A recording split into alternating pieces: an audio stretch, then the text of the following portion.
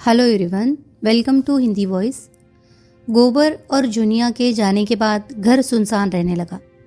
धनिया को बार बार चुन्नू की याद आती रहती है।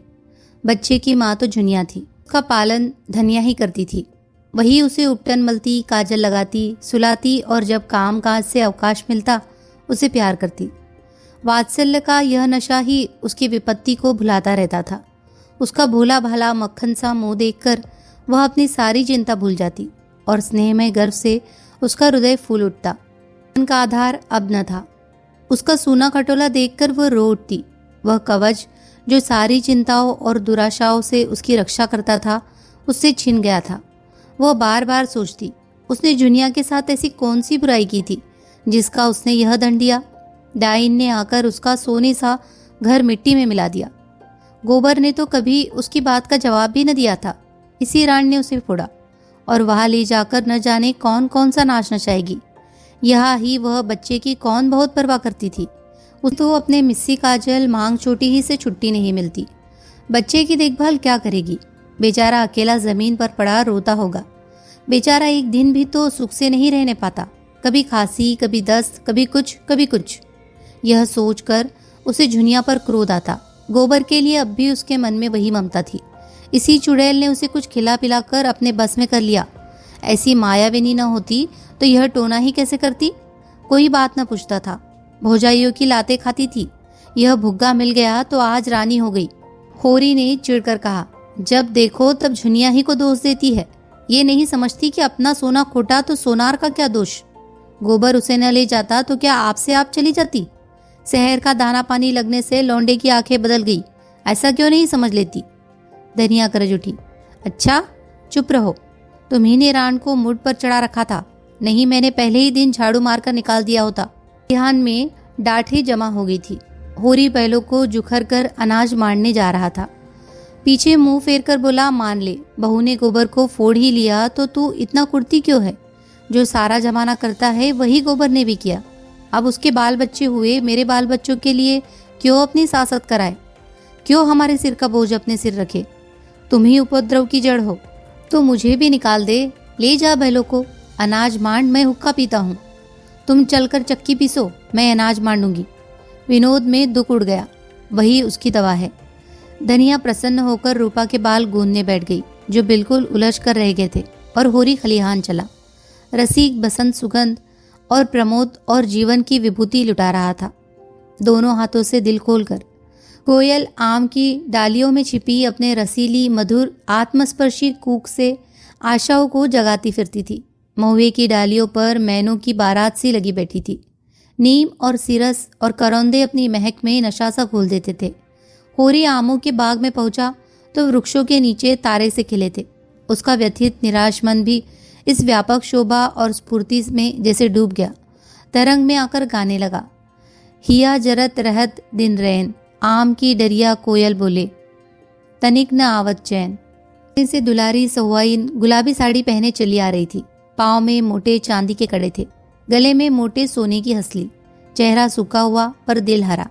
एक समय था जब होरी खेत खलियान में उसे छेड़ा करता था। वह भाभी थी, होरी देवर था। इस नाते दोनों में विनोद होता रहता था। जब से साहजी मर गए, दुलारी ने घर से निकलना छोड़ दिया। सारे दिन दुकान पर बैठी रहती थी और वहीं से सारे गांव की खबर लगाती रहती थी। कहीं आपस में झगड़ा हो जाए, सहुआइन वहां बीच बचाव करने के लिए अवश्य पहुंचेगी। ये रुपए सूद से कम पर रुपए उधार न देती थी और यद्यपि सूद के लोभ में मूल भी हाथ न आता था।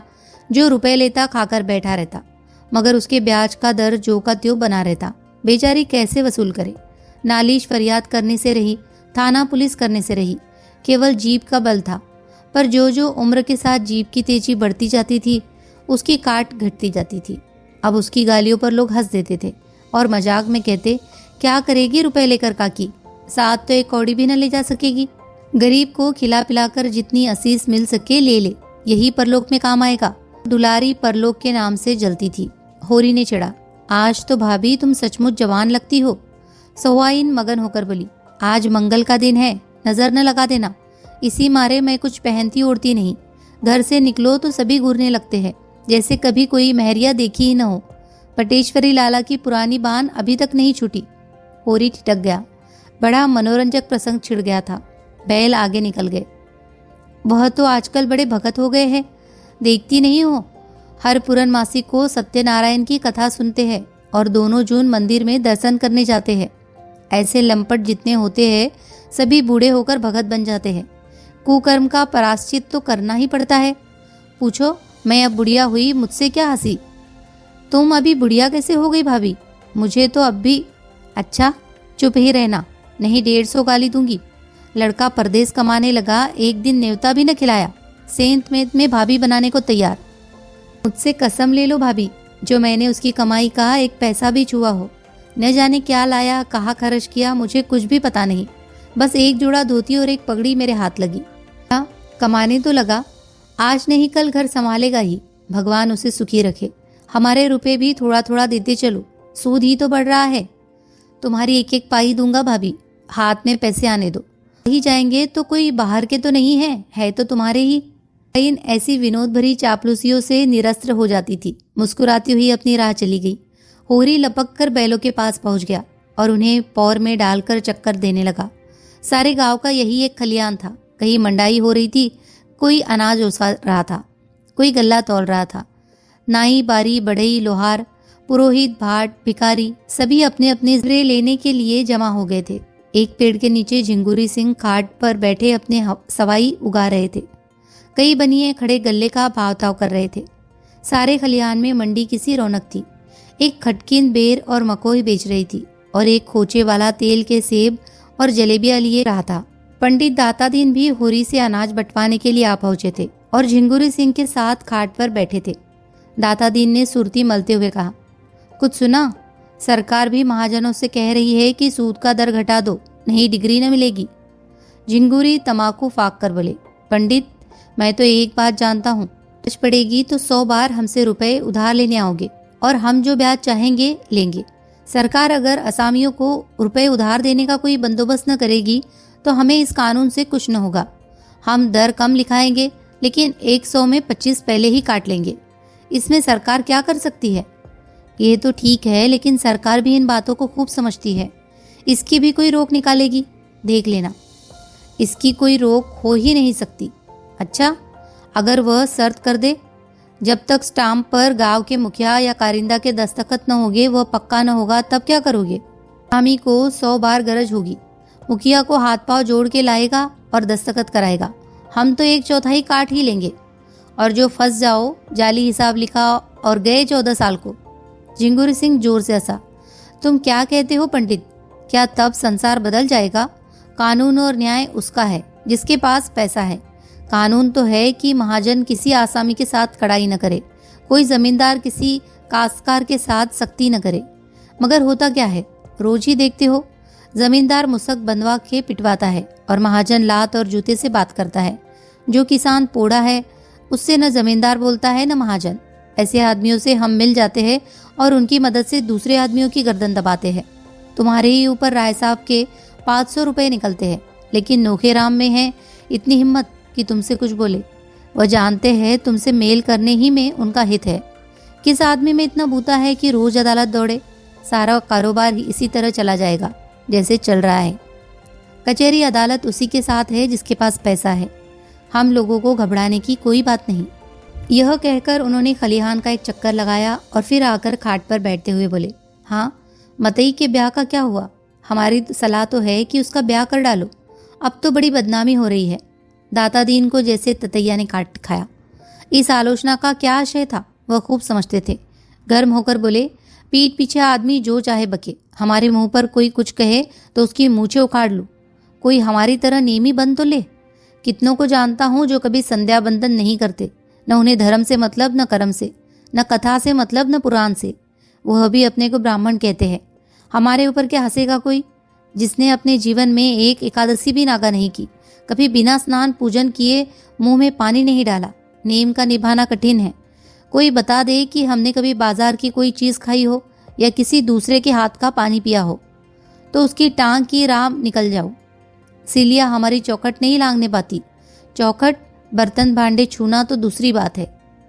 मैं ये नहीं कहता कि मतई यह बहुत अच्छा काम कर रहा है, लेकिन जब एक बार बात हो गई तो यह पाजी का काम है कि औरत को छोड़ दे। मैं तो खुल्लम खुल्ला कहता हूँ, इसमें छिपाने की कोई बात नहीं। स्त्री जाति पवित्र है। दाता दीन अपनी जवानी में स्वयं बड़े रसिया रह चुके थे, लेकिन अपने नेम धर्म से कभी नहीं चुके। माता दीन भी सुयोग्य पुत्र की भांति उन्हीं के पदचिन्हों पर चल रहा था। धर्म का मूल तत्व है पूजा पाठ, कथा, व्रत और चौका चूल्हा। जब पिता पुत्र दोनों ही मूल तत्व को पकड़े हुए हैं तो किसकी मजाल है कि उन्हें पथभ्रष्ट कह सके। झिंगुर सिंह ने कायल होकर कहा, मैंने तो भाई जो सुना था वह तुमसे कह दिया। दाता दीन ने महाभारत और पुराणों से ब्राह्मणों द्वारा अन्य जातियों की कन्याओं के ग्रहण किए जाने की एक लंबी सूची पेश की और यह सिद्ध कर दिया कि उनसे जो संतान हुई वो ब्राह्मण कहलाई और आजकल के जो ब्राह्मण हैं वह उन्हीं संतानों की संतान है। यह प्रथा आदिकाल से चली आई है और इसमें कोई लज्जा की बात नहीं। झिंगुरी सिंह ने उनके पांडित्य पर मुग्ध होकर बोले, क्यों आजकल लोग वाजपेयी और सुकुल बने फिरते हैं? समय समय की प्रथा है और क्या। किसी में उतना तेज तो हो, बिस खाकर उसे पचाना तो चाहिए। वह सतयुग की बात थी, सतयुग के साथ गई। अब तो अपना निबाह बिरादरी के साथ मिलकर रहने में है, मगर करूँ क्या। कोई लड़की वाला आता ही नहीं। तुमसे भी कहा, औरों से भी कहा, कोई नहीं सुनता। तो मैं क्या लड़की बनाऊं? झिंगुरी सिंह ने डांटा, झूठ मत बोलो पंडित। मैं 2 आदमियों को फांस फूस कर लाया, मगर तुम मुंह फैलाने लगे तो दोनों कान खड़े करके निकल भागे। किस बिरते पर 1500 मांगते हो तुम? 10 बीघे खेत और भीख के सिवा तुम्हारे पास और है क्या? दाता दीन के अभिमान को चोट लगी। दाढ़ी पर हाथ फेर कर बोले, पास कुछ न सही, मैं भीख ही मांगता हूँ, लेकिन मैंने अपने लड़कियों के ब्याह में 500 दिए हैं, फिर लड़के के लिए 500 क्यों न मांगू? किसी ने सेंत में मेरी लड़की ब्याह ली होती तो मैं भी सेंत में लड़का ब्याह लेता। रही हैसियत की बात, तुम जजमानी को भीख समझो, मैं तो उसे जमींदारी समझता हूँ। बंगर, जमींदार मिट जाए, बंगर टूट जाए, लेकिन जजमानी अंत तक बनी रहेगी। जब तक हिंदू जाति रहेगी तब तक बामन भी रहेंगे और जजमानी भी रहेगी। सहालग में मजे से घर बैठे 100-200 फटकार लेते हैं। कभी भाग लड़ गया तो 400-500 मार लिया। कपड़े, बर्तन, भोजन अलग, कहीं न कहीं नित ही कार परोजन पड़ा ही रहता है। कुछ न मिले तब भी 1-2 थाल और 2-4 आने दक्षिणा के मिल ही जाते हैं। ऐसा चैन न जमींदारी में है न साहूकारी में। और फिर मेरा तो सिलिया से जितना उबार होता है उतना ब्राह्मण की कन्या से क्या होगा? वह तो बहुरिया बनी बैठी रहेगी, बहुत होगा रोटियां पका देगी। यहाँ सिलिया अकेली 3 आदमियों का काम करती है और मैं उसे रोटी के सिवा और क्या देता हूँ? बहुत हुआ तो साल में 1 धोती दे दी। दूसरे पेड़ के नीचे दाता दीन का निजी पैरा था।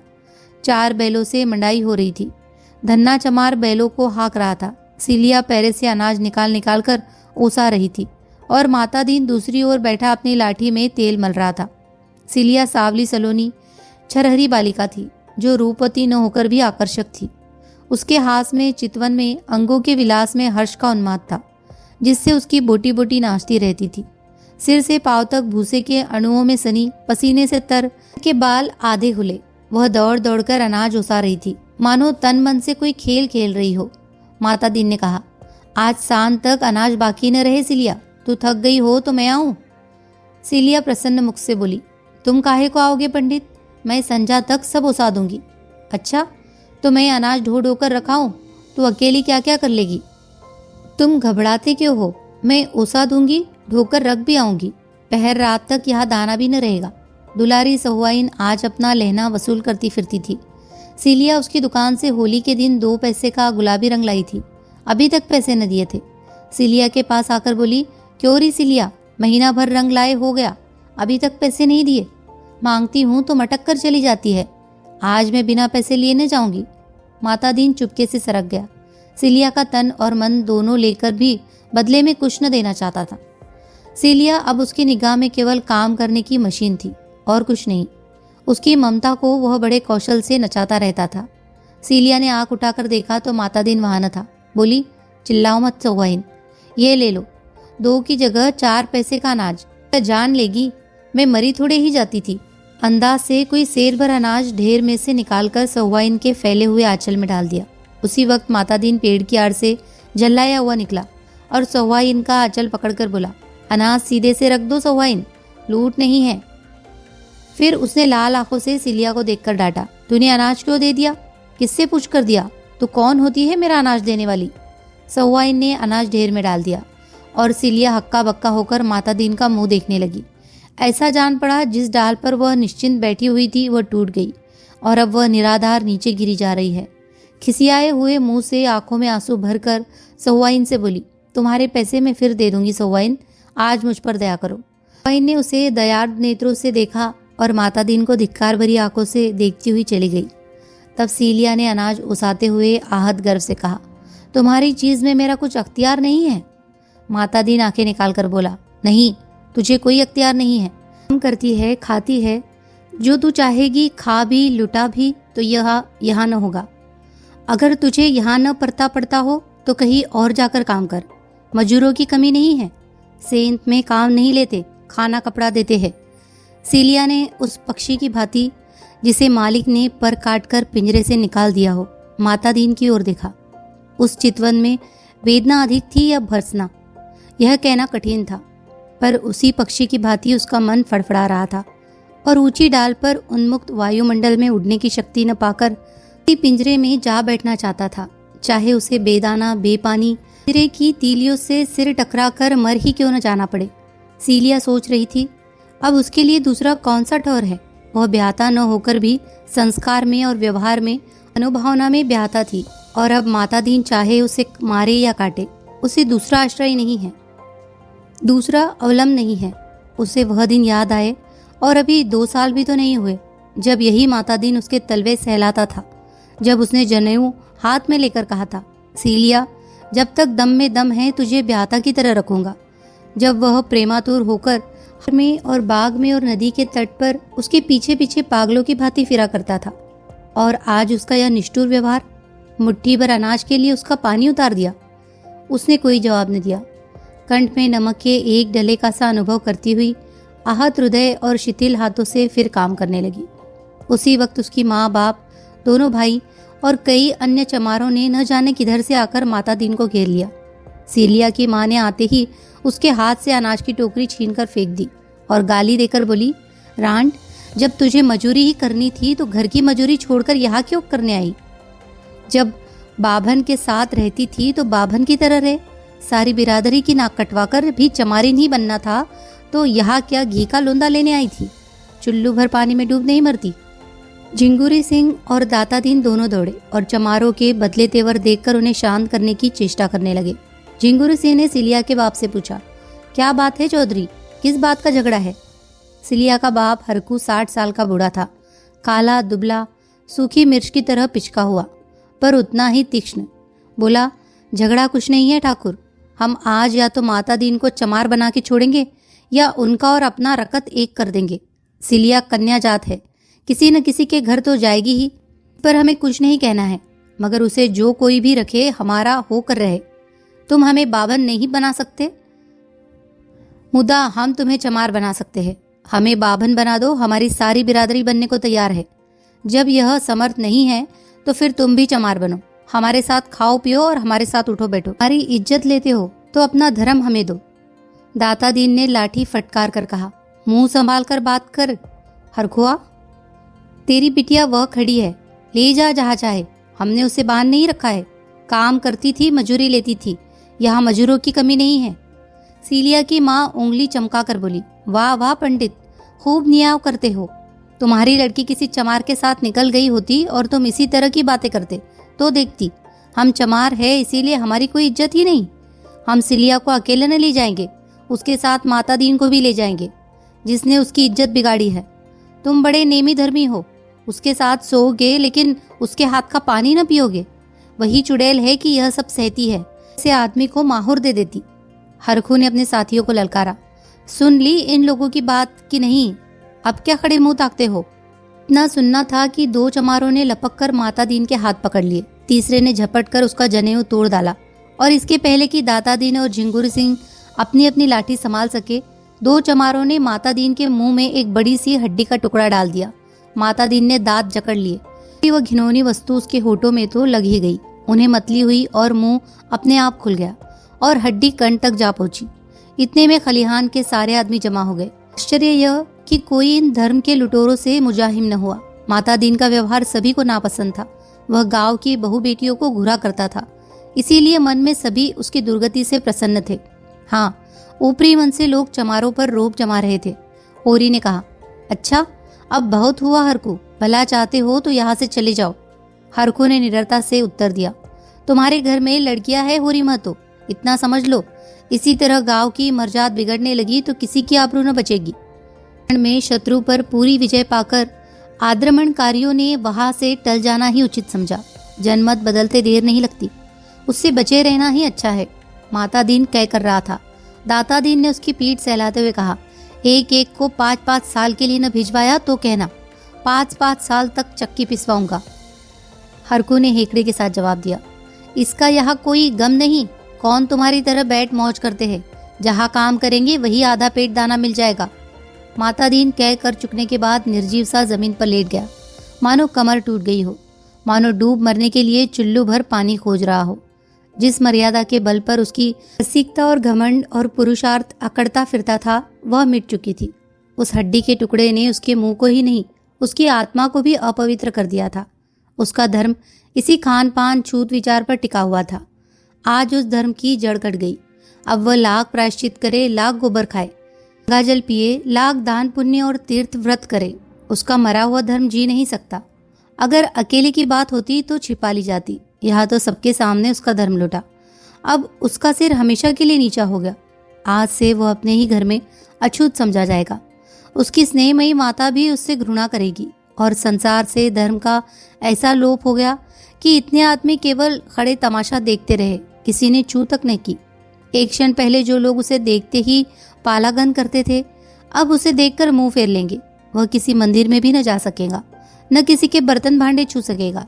और यह सब हुआ इस अभागिन सिलिया के कारण। सिलिया जहाँ अनाज ओसा रही थी वही सिर झुकाए खड़ी थी, मानो यह उसकी दुर्गति हो रही है। सहसा उसकी माँ ने आकर डांटा, खड़ी ताकती क्या है, चल सीधे घर, नहीं बोटी बोटी काट डालूंगी। बाप दादा का नाम तो खूब उजागर कर चुकी, अब क्या करने पर लगी है। सिलिया मूर्तिवत खड़ी रही। माता पिता और भाइयों पर उसे क्रोध आ रहा था। ये लोग क्यों उसके बीच में बोलते हैं, वह जैसे चाहती है रहती है, दूसरों से क्या मतलब। कहते हैं यहाँ तेरा अपमान होता है, तब क्या कोई बामन उसका पकाया खा लेगा, हाथ का पानी पी लेगा। अभी जरा देर पहले उसका मन माता दीन के निठुर व्यवहार से खिन्न हो रहा था, पर अपने घर वालों और बिरादरी के इस अत्याचार ने उस विराग को प्रचंड अनुराग का रूप दे दिया। विद्रोह भरे मन से बोली, मैं कहीं नहीं जाऊंगी। तू क्या यहाँ भी मुझे जीने न देगी। बुढ़िया कर्कश स्वर में से बोली, तू न चलेगी? नहीं। चल सीधे से। नहीं जाती। तुरंत दोनों भाइयों ने उसके हाथ पकड़ लिए और उसे घसीटते हुए ले चले। सिलिया जमीन पर बैठ गई। भाइयों ने इस पर भी न छोड़ा, घसीटते ही रहे। उसकी साड़ी फट गई, पीठ और कमर की खाल छिल गई, पर वह जाने पर राजी न हुई। तब हरकू ने लड़कों से कहा, अच्छा अब इसे छोड़ दो, समझ लेंगे मर गई, मगर अब जो कभी मेरे द्वार पर आई तो लहू पी जाऊंगा। सिलिया जान पर खेल कर बोली, हाँ जब तुम्हारे द्वार पर आऊं तो पी लेना। बुढ़िया ने क्रोध के उन्माद में सिलिया को कई लातें जमाई और हरकू ने उसे हटा न दिया होता तो शायद प्राण ही लेकर छोड़ती। फिर झपटी तो हरकू ने उसे धक्के देकर पीछे हटाते हुए कहा, तू बड़ी हत्यारीन है कलिया, क्या उसे मार ही डालेगी? सिलिया बाप के पैरों से लिपट कर बोली, मार डालो दादा, सब जने मिलकर मार डालो। हाय अम्मा, तुम इतनी निर्दयी हो, इसीलिए दूध पिलाकर पाला था, 100 में ही क्यों न गला घुट दिया। हाय, मेरे पीछे पंडित को भी तुमने भ्रष्ट कर दिया। उसका धर्म लेकर तुम्हें क्या मिला? अब तो वह भी मुझे न पूछेगा, लेकिन पूछे न पूछे रहूंगी तो उसी के साथ। वह मुझे चाहे भूखो रखे चाहे मार डाले, पर उसकी इतनी सासत करा के कैसे छोड़ दूं? मर जाऊंगी पर हरजाई न बनूंगी। एक बार जिसने बाह पकड़ ली उसी की रहूंगी।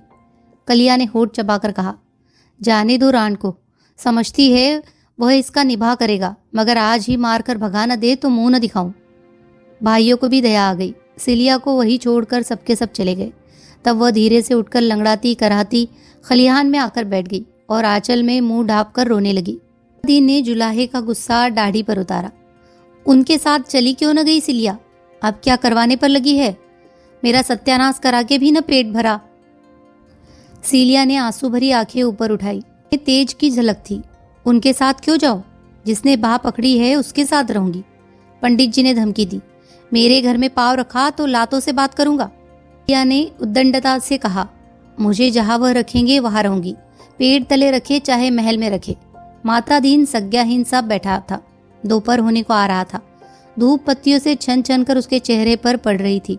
माथे से पसीना टपक रहा था, पर वह मौन निस्पंद बैठा हुआ था। सहसा जैसे उसने होश में आकर कहा, मेरे लिए अब क्या कहते हो दादा? दाता दीन ने उसके सिर पर हाथ रखकर ढांढस देते हुए कहा, तुम्हारे लिए अभी मैं क्या कहूँ बेटा, चलकर नहाओ खाओ, फिर पंडितों की जैसी व्यवस्था होगी वैसा किया जाएगा। हाँ, एक बात है, सीलिया को त्यागना पड़ेगा। माता दीन ने सीलिया की ओर रक्त भरे नेत्रों से देखा। मैं अब उसका कभी मुंह न देखूंगा, लेकिन पराश्चित हो जाने पर फिर तो कोई दोष न रहेगा। पराश्चित हो जाने पर कोई दोष पाप नहीं रहता। तो आज ही पंडितों के पास जाओ। आज ही जाऊंगा बेटा, लेकिन पंडित लोग कहे कि इसका पराश्चित नहीं हो सकता, तब उनकी जैसी इच्छा। तो तुम मुझे घर से निकाल दोगे? दाता दीन ने पुत्र स्नेह से विवल होकर कहा, ऐसा कहीं हो सकता है बेटा? धन जाए धर्म जाए, लोग मर जाए, पर तुम्हें नहीं छोड़ सकता। माता दीन ने लकड़ी उठाई और बाप के पीछे पीछे घर चला। सीलिया भी उठी और लंगड़ाती हुई उसके पीछे हो चली। दीन ने पीछे फिर कर निर्मम स्वर में कहा, मेरे साथ मत आ, मेरा तुझसे कोई वास्ता नहीं। इतनी सासत करवा कर भी तेरा पेट नहीं भरा? सीलिया ने धृष्टता के साथ उसका हाथ पकड़कर कहा, वास्ता कैसे नहीं है? इसी गांव में तुमसे धनी, तुमसे सुंदर, तुमसे इज्जतदार लोग हैं। मैं उनका हाथ क्यों नहीं पकड़ती? तुम्हारी यह दुर्दशा ही आज क्यों हुई? जो रस्सी तुम्हारे गले में पड़ गई है उसे तुम लाख चाहो नहीं तोड़ सकते। और न मैं तुम्हें छोड़कर कहीं जाऊंगी। मजूरी करूंगी, भीख मांगूंगी, लेकिन तुम्हें न छोड़ूंगी।